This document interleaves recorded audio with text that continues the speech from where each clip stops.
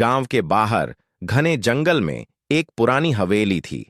लोग कहते थे कि उस हवेली में एक आत्मा भटकती है।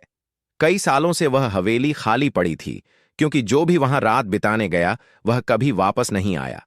एक रात तीन दोस्त राहुल, सीमा और अमित ने उस हवेली में जाने की हिम्मत की। वे भूत प्रेतों में विश्वास नहीं करते थे और सबको यह साबित करना चाहते थे कि यह सिर्फ लोगों का डर है। वे रात के लगभग 12 बजे हवेली पहुंचे।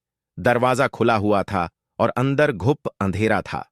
जैसे ही वे अंदर गए, दरवाजा अपने आप बंद हो गया और एक ठंडी हवा का झोंका कमरे में महसूस हुआ।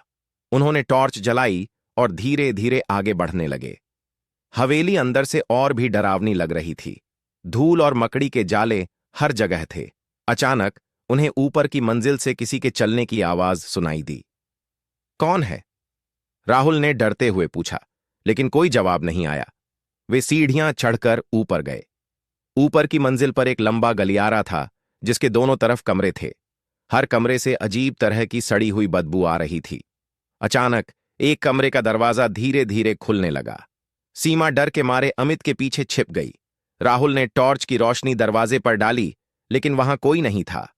तभी उन्हें एक धीमी सी आवाज सुनाई दी, जैसे कोई फुसफुसा रहा हो। आवाज धीरे धीरे तेज होती गई और एक भयानक चीख में बदल गई। तीनों दोस्त डर के मारे भागने लगे।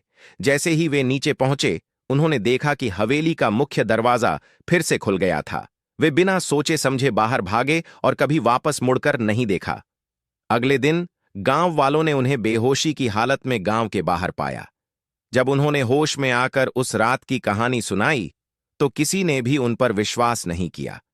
लेकिन राहुल, सीमा और अमित जानते थे कि उन्होंने उस हवेली में कुछ भयानक देखा था, जिसे वे कभी नहीं भूल पाएंगे।